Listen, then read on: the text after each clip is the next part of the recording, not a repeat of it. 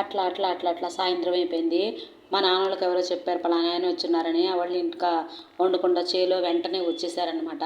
వచ్చేసి మన ఇంట్లో చూశారు. చూసేలోపల నా చెప్పులు అవి ఉన్నాయి. ఓహో నేను వచ్చానని అర్థమైంది వాళ్ళకి. ఆయన వచ్చాడు మా ఇంటికి కూర్చొని ఉన్నాడు. ఇక నేను అట్టా ఇట్టా చూశాను. వెళ్ళిపోయి ఉంటాడులే, ఎప్పటికైనా పోవాలి కదా మనము, ఎప్పటికైనా తిట్లు తిడతారు కదా అని చెప్పేసి ధైర్యంగా వెళ్ళిపోయాను అనమాట నేను. అంటే కిటికీ మనకి పల్లెటూరులో వెనకాల నుంచి దారి ఉంటుంది కదా, ఆ దారిలో నుంచి వంటింట్లో నుంచి ఇంట్లోకి వెళ్ళిపోయాను నేను. ఆయన కూర్చున్నాడు. ఏమయ్యా బాగున్నావా అది ఇది అని మాట్లాడుతూ ఉన్నారు. మా నాన్న ఒకరే పెద్దోడా ఒకరు నీళ్ళు తీసుకోరా నాయన పెద్ద ఆయనకి అన్నాడు.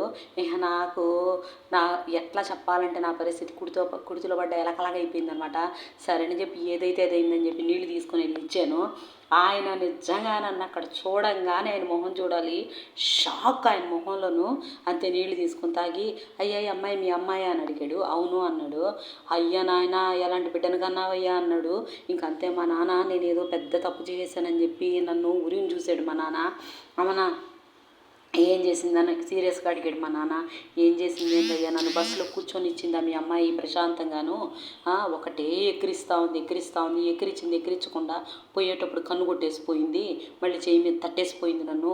ఏందయ్యా ఇది అన్నాడు ఆయన. మా నాన్నకి ఏం అర్థం కాలేదు ఏం చేయాలో.